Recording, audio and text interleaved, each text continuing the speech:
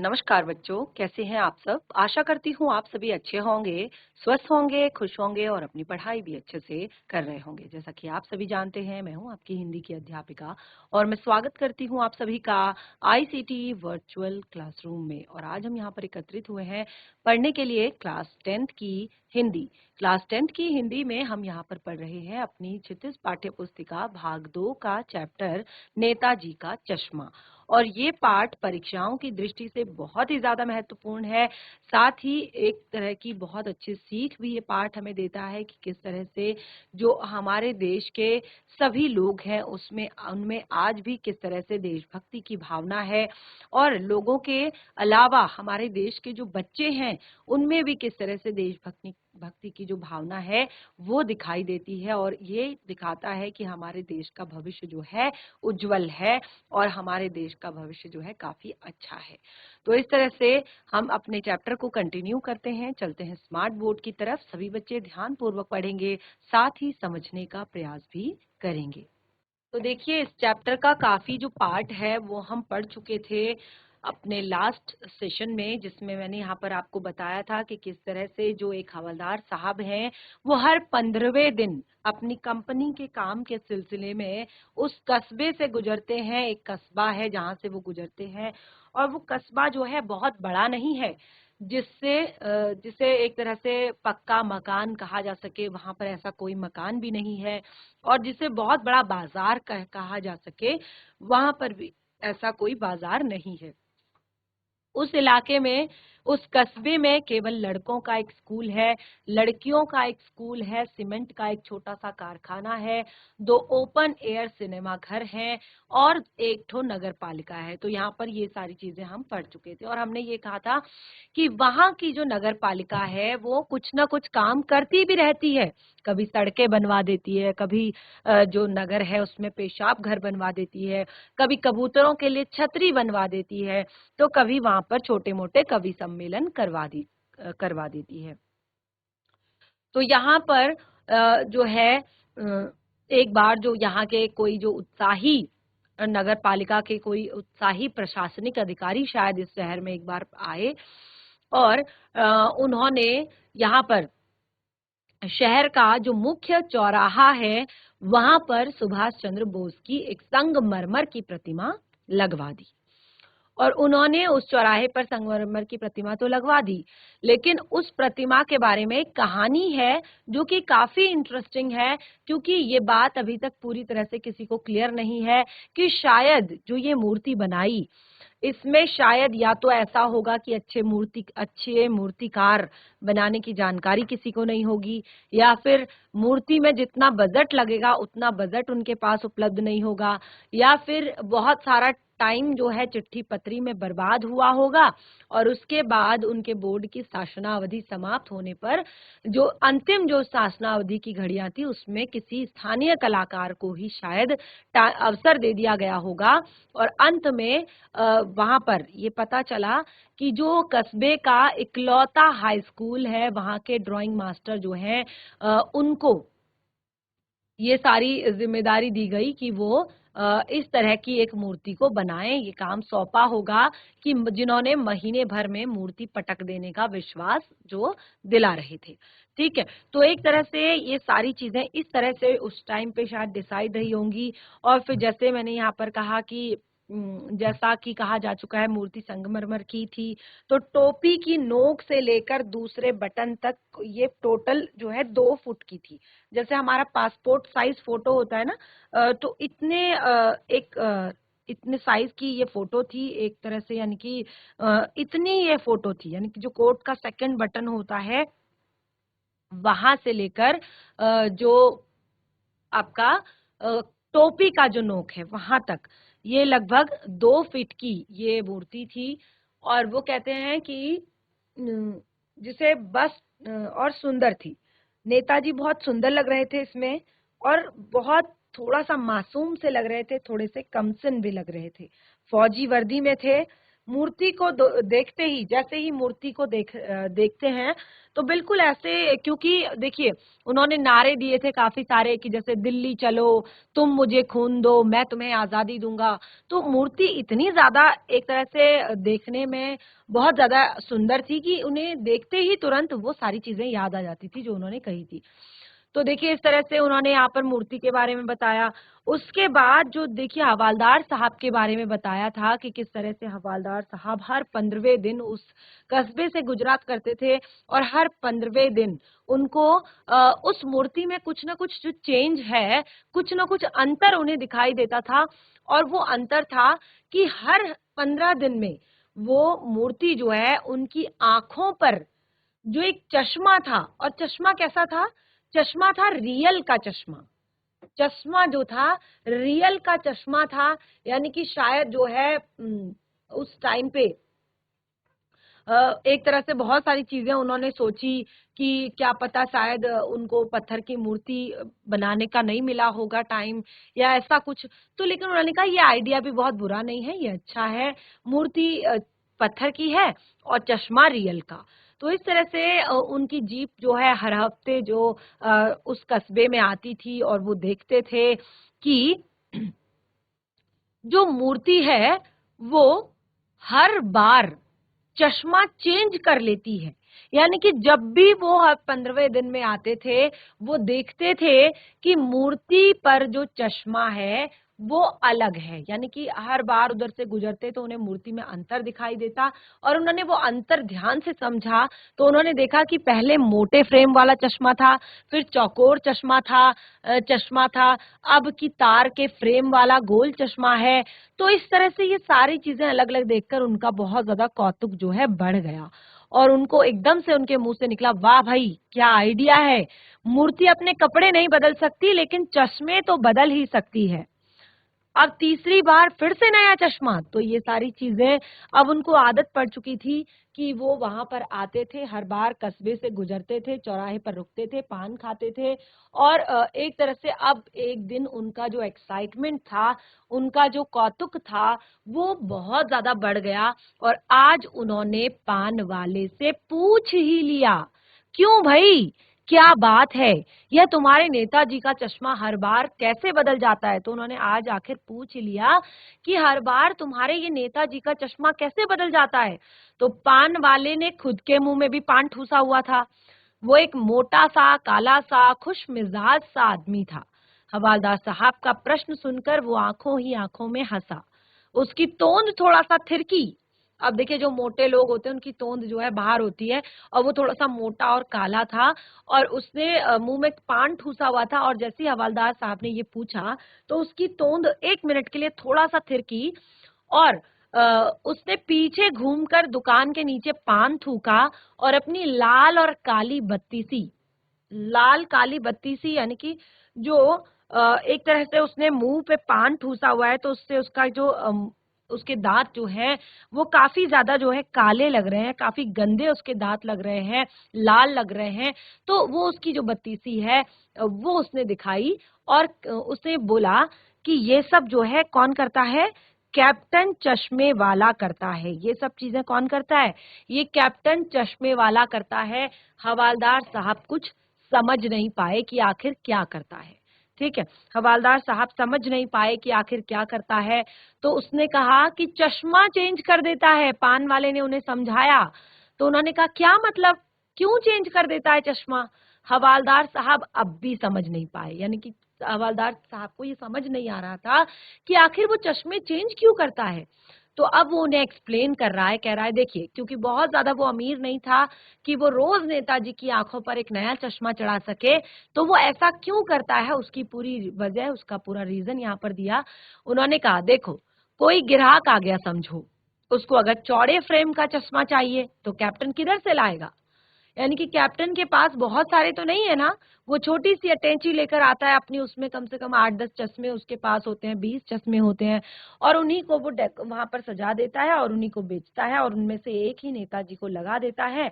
और जब उनमें से एक कोई भी जब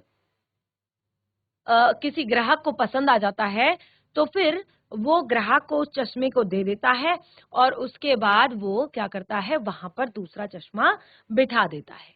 तो देखिए इस तरह से अब हवलदार साहब को जो बातें हैं वो कुछ कुछ समझ आ रही थी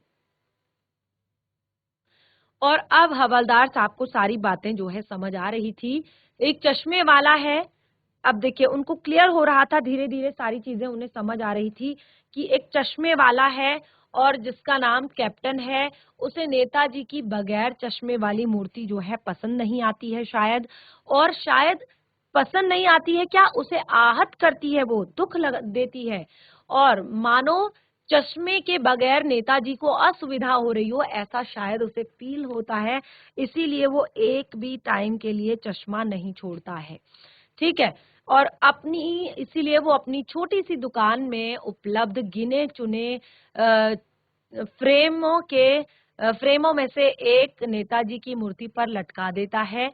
लेकिन जब कोई ग्राहक आता है और उसे वैसे ही फ्रेम की दरकार होती है जैसे मूर्ति पर लगा है, तो कैप्टन उस चश्मे वाला जो फ्रेम पर मूर्ति पर लगा हुआ फ्रेम संभवतः नेताजी से क्षमा मांगते हुए लाकर ग्राहक को दे देता है और बाद में नेताजी को दूसरा फ्रेम लौटा देता है। वो कहते हैं वाह भाई वाह, क्या खूब आइडिया है, लेकिन भाई अभी एक बात अभी भी समझ में नहीं आई कि हवलदार ने पान वाले से फिर से पूछा, नेताजी का ओरिजिनल चश्मा कहाँ गया? अब उन्होंने कहा कि ठीक है, वो अपनी मर्जी से ये सब करता है, लेकिन एक बात तो मुझे अभी भी समझ में नहीं आई कि नेताजी का जो ओरिजिनल चश्मा था वो कहाँ गया। तो पान वाले ने दूसरा पान अभी तक मुंह में ठूस चुका था। दोपहर का समय था, दुकान पर भीड़ भाड़ अधिक नहीं थी और वो फिर से आंखों ही आंखों में हंसा, उसकी तोंद फिर से थिरकी, कत्थे की डंडी फेंकी, पीछे मुड़कर नीचे पान की पीक थूकी और मुस्कुराता हुआ बोला, मास्टर बनाना भूल गया था। उसने पीछे मुड़कर क्या कहा, पान की पीक थूक कर कि मास्टर जो है चश्मा बनाना भूल गया था। पान वाले के लिए यह एक बहुत ही मजेदार बात थी, कॉमेडी वाली बात थी, लेकिन हवलदार साहब के लिए ये चकित और द्रवित करने वाली बात थी कि यानी वह ठीक ही सोच रहे थे कि मूर्ति के नीचे लिखा मूर्तिकार मास्टर मोतीलाल वाकई कस्बे का अध्यापक था। बेचारा महीने भर में मूर्ति बनाकर पटक देने का वादा जो उसने किया कर दिया होगा, बना भी ली होगी, लेकिन पत्थर में पारदर्शी चश्मा कैसे बनाया जाए कांच वाला, ये वो तय नहीं कर पाया होगा, या शायद उसने कोशिश की होगी और वो असफल रहा होगा, या बनाते बनाते कुछ बारीकी के चक्कर में चश्मा टूट गया होगा, या पत्थर का चश्मा अलग से बनाकर फिट किया होगा और वो निकल गया होगा। उफ, यानी कि इतनी सारी बातें उनके दिमाग में चल रही है कि वो थोड़ा सा थक गए। उफ, ये सारी बातें मेरे दिमाग में बहुत ज्यादा एक तरह से मुझे प्रेशर कर रही हैं। अब देखिए हवलदार साहब को ये कुछ बड़ा ही विचित्र और कौतुक भला भरा हुआ लग रहा था, बहुत ही एक्साइटिंग लग रहा था, बहुत ही विचित्र लग रहा था और वो इन्हीं ख्यालों में खोए खोए पान के पैसे चुकाकर चश्मे वाले की देशभक्ति के समक्ष नतमस्तक होते हुए जीप की तरफ चल दिए। अब देखिए वो काफी ज्यादा खुश हुए कि कितनी अच्छी एक तरह से उसकी सोच है, इंसानियत उसके अंदर है कि उसको बिना चश्मे का जो है नेताजी की मूर्ति अच्छी नहीं लगती, और फिर उसके पास बहुत ज्यादा क्वांटिटी भी नहीं है कि वो एक चश्मा परमानेंट लगाए लगाए रखे। वो क्या करता है, अपनी छोटी सी दुकान में ग्राहकों को जिस तरह का चश्मा चाहिए होता है वो दे देता है, और बाकी अगर उसको किसी को उस बच्चे की तरह चश्मा चाहिए तो वो बच्चे की आंख से निकालकर जो मूर्ति है, मूर्ति की आंख से निकालकर चश्मा जो है किसी को दे देते हैं। तो फिर देखिए अब उन्होंने नतमस्तक होकर वो जीप की तरफ चले गए, फिर रुके, पीछे मुड़े, फिर से पान वाले के पास जाकर पूछा, क्या कैप्टन चश्मे वाला नेताजी का साथी है? तो उनने क्या पूछा कि क्या कैप्टन चश्मे वाला जो है वो नेताजी का साथी है या आजाद हिंद का कोई भूतपूर्व सिपाही? उन्होंने कहा या कोई आजाद हिंद का कोई भूतपूर्व सिपाही हो। तो इस तरह से पान वाले ने तब तक फिर से नया पान वो खा चुका था, यानी कि अभी तक वो तीसरा पान अपने मुंह में डाल चुका था। पान पकड़े हुए मुंह से 1.5 इंच की दूरी पर रखकर रोककर उसने हवालदार साहब को फिर से ध्यान से देखा और फिर अपनी लाल काली बत्तीसी फिर से दिखाई, मुस्कुराकर बोला, नहीं साहब, वो लंगड़ा क्या जाएगा फौज में, पागल है पागल, वो देखो, वो आ रहा है, आप उसी से बात कर लो, फोटो वोटो छपवा दो उसका कहीं। तो जो दुकानदार है वो कहता है, ना साहब, वो एक तरह से वो लंगड़ा क्या जाएगा फौज में, क्योंकि वो ढंग से चल नहीं पाते हैं। तो वो कहता है कि वो लंगड़ा क्या जाएगा फौज में, पागल है पागल। तो इस तरह से वो कहते हैं कि हवलदार साहब को पान वाले द्वारा एक देशभक्त की इस तरह मजाक उड़ाए जाना अच्छा नहीं लगा। जो पान वाला था उसकी तरह एक देशभक्त का मजाक उड़ाया जाना बिल्कुल भी उन्हें पसंद नहीं आया और एक तरह से मुड़कर देखा तो अवाक रह गए। यानी कि जब उसने बोला कि वो देखो वो आ रहा है कैप्टन चश्मे वाला, तो उन्होंने मुड़कर देखा तो बहुत ज्यादा अवाक हो गए, बहुत ज्यादा एक तरह से खुश हो गए कि ये कैसे। अब देखिए उनका पहनावा कैसा था। सिर पर गांधी टोपी थी, आंखों में काला चश्मा लगाए, एक हाथ में छोटी सी संदूकची और दूसरे हाथ में एक बांस पर टंगे बहुत से चश्मे लिए अभी अभी गली से निकल रहा था और अब एक बंद दुकान के सहारे बांस पर उसने उसे टिका दिया था। तो इस बेचारे की दुकान भी कहते हैं, इसी को इस बेचारे की दुकान भी कहते हैं। क्या यही इसका वास्तविक नाम है? यानी कि अब वो उनसे पूछने लगते हैं कि क्या इनका यही जो है वास्तविक नाम है? तो वो कहते हैं, लेकिन पान वाले ने साफ बता दिया था कि अब इस बारे में और बात करने को तैयार नहीं था। यानी कि पान वाले ने अब तक सारी बातें क्लियर कर दी थी और वो कहते हैं कि अब वो इस बारे में कुछ भी बात करने के लिए तैयार नहीं था। ड्राइवर भी बेचैन हो रहा था क्योंकि काफी देर से वहां पर खड़े थे जो हवलदार साहब थे। तो वो कहते हैं ड्राइवर भी बेचैन हो रहा था, काम भी था। हवलदार साहब जीप में बैठकर चले गए, यानी कि काम भी बहुत था। तो हवलदार साहब बीच में ही उठे और वो चले गए, बैठकर गाड़ी में बैठकर चले गए। 2 साल तक अपने काम के सिलसिले में उस कस्बे से गुजरते रहे और नेताजी की मूर्ति में बदलते हुए चश्मों को देखते रहे। अब लगभग लगभग ये जो प्रक्रिया उन्होंने की, लगभग 2 वर्ष तक उन्होंने ये जो है ये सारी चीजें उन्होंने देखी। और वो कहते हैं कि तभी जो है गोल चकोर, कभी लाल कभी काला, कभी धूप का चश्मा, कभी बड़े कांच वाले या गोगो चश्मा, न कोई चश्मा तो जरूर उसने धूल भरी यात्रा में हवलदार साहब को कौतुक और प्रफुल्लता के कुछ क्षण देने के लिए एक बार फिर ऐसा हुआ कि मूर्ति के चेहरे पर कोई भी कैसा भी चश्मा नहीं था। अब उन्होंने क्या देखा, जब वो एक बार गए तो अब उनकी हैबिट सी बन गई थी, उनकी आदत बन गई थी कि हर बार वो जब भी जाते थे वो नया चश्मा वहां पर देखते थे।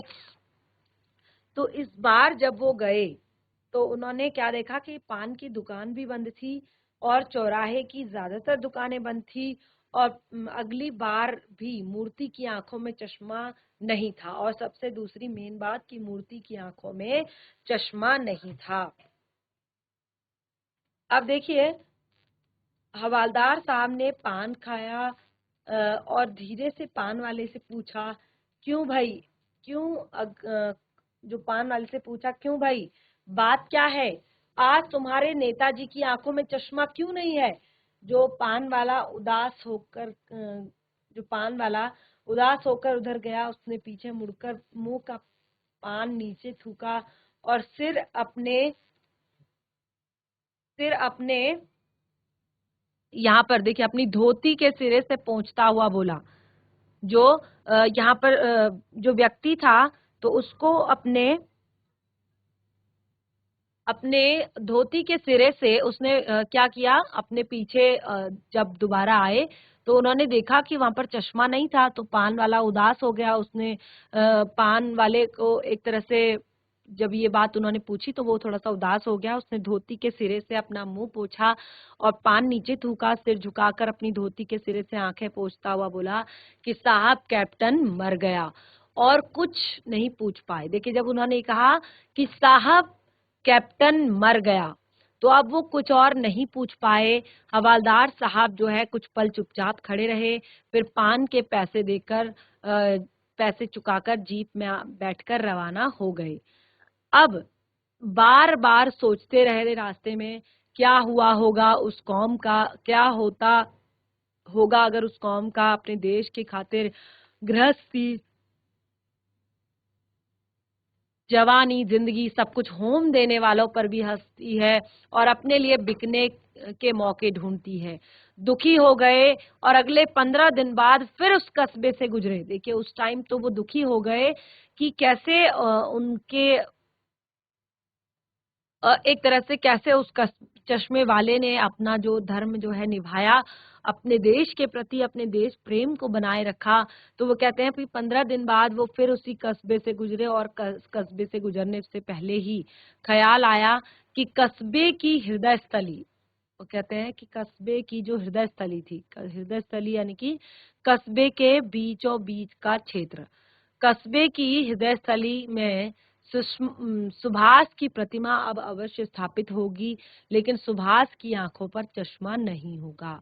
मास्टर बनाना भूल गया था और कैप्टन मर गया। सोचा आज वहां नहीं रुकेंगे। आज उन्होंने सोचा कि वो चौराहे पर आज नहीं रुकेंगे, पान भी नहीं खाएंगे, मूर्ति की तरफ भी नहीं देखेंगे और सीधे निकल जाएंगे। ड्राइवर से कह दिया कि चौराहे पर रुकना नहीं, आज बहुत काम है, पान आगे कहीं से खा लेंगे।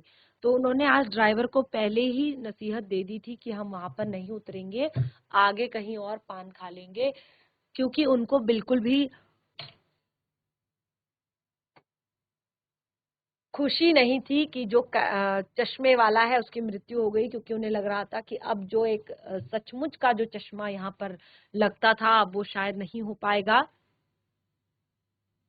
तो इस तरह से उन्होंने ड्राइवर से भी कह दिया कि आज चौराहे पर तुम्हें नहीं रोकना है क्योंकि आज बहुत काम है, पान आगे कहीं खा लेंगे। लेकिन अब देखिए, क्योंकि रोज जाते हैं, रोज वहां पर रुकते हैं, रोज पान खाते हैं, लगभग 2-3 सालों से ये सिलसिला चल रहा है। तो वो कहते हैं लेकिन आदत से मजबूर आंखें चौराहे तक आते ही मूर्ति की तरफ उठ गई। आदर से मजबूर आंखें जो हैं, जिनको आदत है कि हमेशा मूर्ति की तरफ देखें, तो वो मूर्ति की तरफ उन्होंने देखा तो आज कुछ ऐसा देखा कि चीख पड़े। अब मूर्ति की तरफ उन्होंने देखा क्योंकि उन्हें लग चुका था कि अब कोई भी इस मूर्ति का जतन करने वाला नहीं है, कोई भी इस पर चश्मा लगाने वाला नहीं है।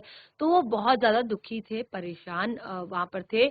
लेकिन उन्होंने जब चौराहे पर आते ही अपना जो मूर्ति की तरफ अपनी आंखें उठाई तो उन्होंने देखा कि उनके मुंह से बहुत तेज आवाज जो है, चीख जो है निकल पड़ी कि रोको। जीप स्पीड में थी, ड्राइवर ने जोर से ब्रेक मारा। चलते चलते लोग चलते रास्ता चलते लोग देखने लगे। जीप रुकते न रुकते हवलदार साहब कूद गए और तेज तेज कदमों से मूर्ति की तरफ लपके और ठीक उसी के सामने जाकर अटेंशन में खड़े हो गए। मूर्तियों की आंखों पर सरकंडे से बना छोटा सा चश्मा रखा हुआ है। जो मूर्ति है उसकी आंखों पर छोटे से बना एक सरकंडे का चश्मा है, और जिसे बच्चे भी बना लेते हैं। तो इस कारण जो है इस कारण जो हवलदार साहब है वो थोड़ा सा भावुक हो गए, और अम, एक तरह से उन्होंने काफी अच्छा ये जो मोमेंट है वो देखा, काफी अच्छी सीख उन्हें यहाँ पर मिली। और देखिए, उनकी हवलदार साहब क्योंकि भावुक हो गए, क्योंकि हवलदार साहब को ये सारी चीजें पता है कि इतनी सी बात पर उनकी जो आंखें थी वो भर आई, जो ये बातें थी उन पर उनकी आंखें भर आई। लेकिन जिस यहाँ पर बताया है कि किस तरह से वो सारी चीजें जो हैं उन्होंने यहाँ पर इकट्ठा की, किस तरह से सारी चीज़ों को उन्होंने यहाँ पर बनाया होगा। तो ये सारी बातें जो हैं कुछ बच्चे भी बना लेते हैं इसे, तो यही हमारे देश का गौरव है। सबसे जो प्रमुख चीज़ है वो यही है। अब देखिए चैप्टर हमारा कंप्लीट हो चुका है। अब हमें डिस्कस करने हैं इस पार्ट से जुड़े हुए प्रश्नों पर।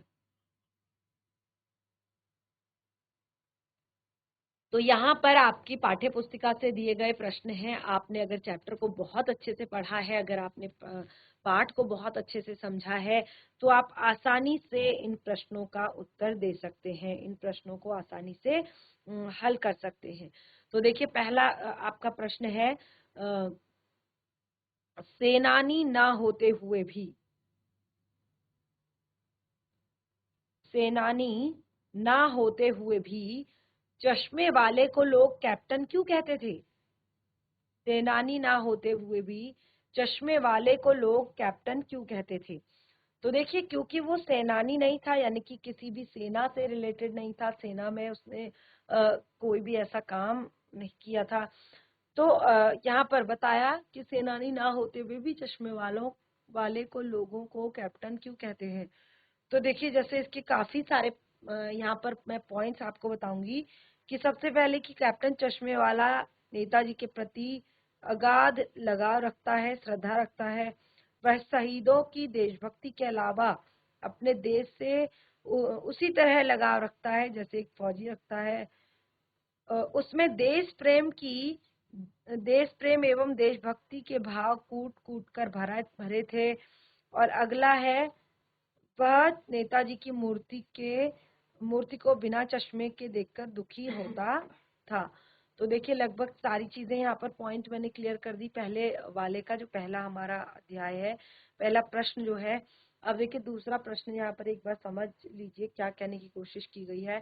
दूसरा प्रश्न है, हवालदार साहब ने ड्राइवरों को पहले चौराहे पर गाड़ी रोकने के लिए कहा। जो हवालदार साहब है उन्होंने जो जितने भी ड्राइवर थे उन सभी को गाड़ी चौराहे पर खड़ा करने के लिए कहा।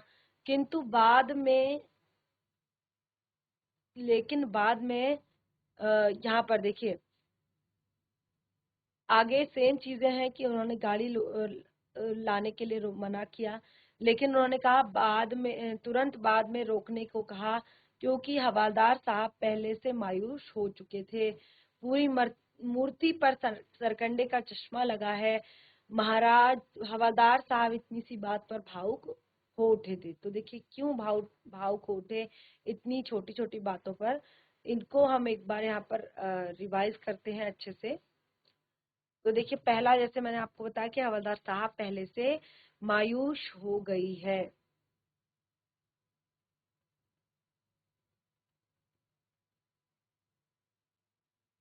तो देखिए यहाँ पर हमने तीनों जो प्रश्न हैं उनको पढ़ लिया। तो हवलदार साहब पहले क्यों मायूस हो गए थे, क्योंकि देखिए उनको जब पता चला कि किस तरह से जो है एक तरह से कस्बे के चौराहे पर जो मूर्ति होती है उसकी आंखों में रोज चश्मा लगा है, तो वो एक तरह से कैप्टन के जिंदा होने का प्रमाण भी है। लेकिन कैप्टन जो है उसकी मृत्यु हो चुकी थी।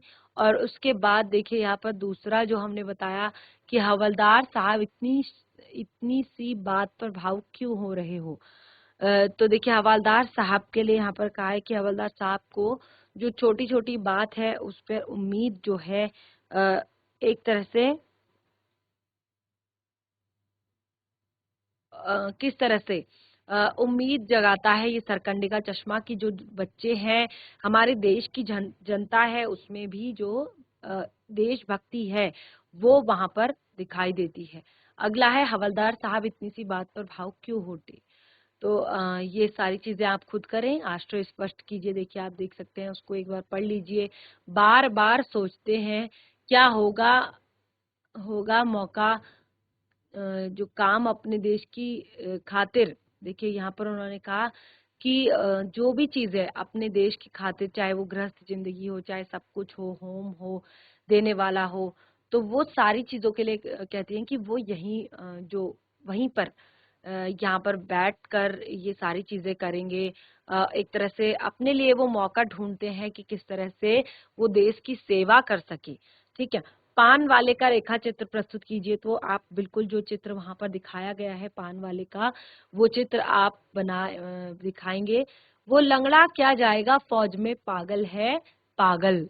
तो देखिए यहाँ पर कहा कि वो लंगड़ा क्या जाएगा। देखिए ये आश्रय स्पष्ट करना है, इसमें सबसे पहले पान वाले का रेखा चित्र बनाना है, उसके बाद जो लंगड़ा क्या जाएगा फौज में, उसके लिए आपको क्लियर करना है।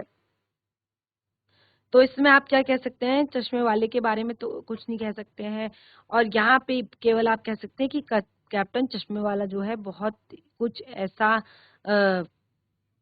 जो यहाँ पर चीजें हैं, बहुत कुछ ऐसा वो व्यक्ति है कि वो क्या करता है, अपनी सोच रखता है, और वास्तव में कैप्टन जो है इसकी उपेक्षा करते हैं। जो कैप्टन है वो इसकी उपेक्षा करते हैं कि किस तरह से मजाक उड़ाते हैं। वास्तव में कैप्टन का साहस सम्मान का पात्र नहीं है, जो अपने रीति रिवाजों से संबंधित संस्थानों से नेताजी का मूर्ति पर चश्मा लगाकर देश प्रेम को प्रकाशित कर रहे हैं, और इसके अलावा इसके अलावा उसको प्रगाढ़ भी कर रहे हैं। प्रगाढ़ यानी कि मजबूत भी कर रहे हैं। ठीक है, तो ये सारी चीजें आपको यहाँ पर क्लियर हो गई होंगी। उसके बाद देखिए यहाँ पर रचना और अभिव्यक्ति से जुड़े हुए जो प्रश्न दिए गए हैं, इनको भी आपने करना है। जैसे यहाँ पर बताया, निम्नलिखित वाक्यों में पात्रों की कौन कौन सी विशेषताओं की ओर संकेत करते हैं। तो देखिए जो निम्नलिखित पात्र हैं, जैसे हवलदार साहब हमेशा चौराहे पर रुकते और नेताजी को निहारते थे। तो देखिए ये उनकी, सबसे पहले हवलदार साहब जो है वो उनकी मूर्ति को निहारते थे, यानी कि उन्हें अपने कर्म के प्रति सजग तथा मान खाने के शौकीन थे। उन्होंने मान में शहीदों और देशभक्तों के प्रति आदर की भावना को बताया था। नेताजी की मूर्ति को रुककर ध्यान देने से चश्मा विहीन मूर्ति को देखकर आहत